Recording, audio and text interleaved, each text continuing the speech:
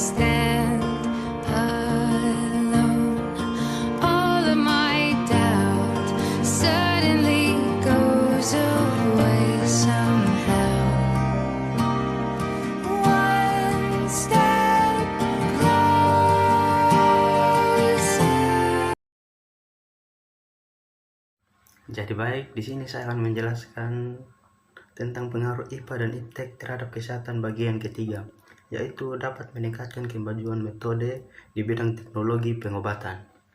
Seperti pada tahun 1920, Frederick groundbreaking yang diperkuat oleh penemuan Charles Herbert pada tahun 1921, mereka memisahkan insulin dari kelenjar pankreas binatang. Setelah itu digunakan untuk pengobatan diabetes.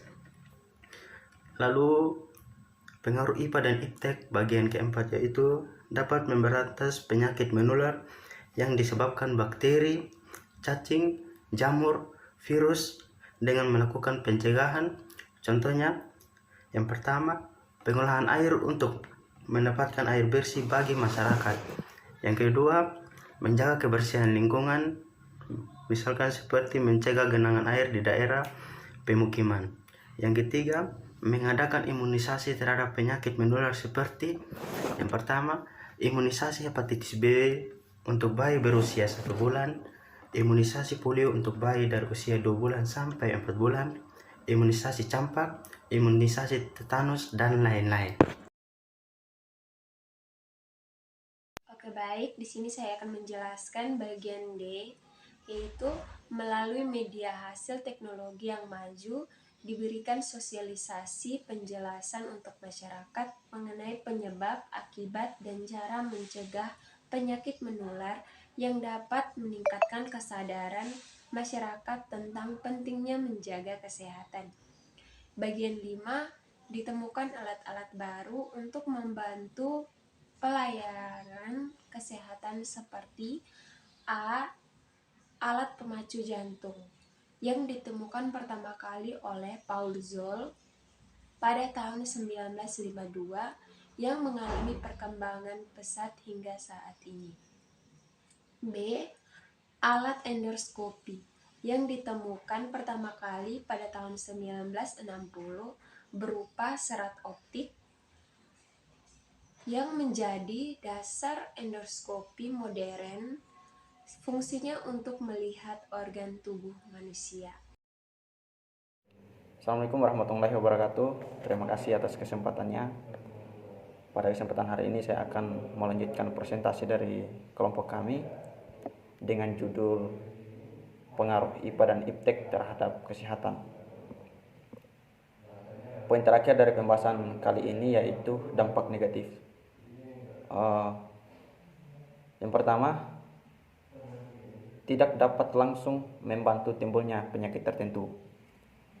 Misalnya, di sini kami memberikan sebuah contoh, yaitu pada penyakit kanker yang saat ini belum ditemukan obatnya untuk memberantas penyakit ini, melainkan hanya ada upaya ataupun cara untuk mencegah meluasnya bagian organ tubuh yang diserang. Kemudian penyebab penyakit ini adalah karena terjadinya pencemaran udara dari asap kendaraan dan pabrik-pabrik dari berbagai industri yang mengeluarkan gas polutan.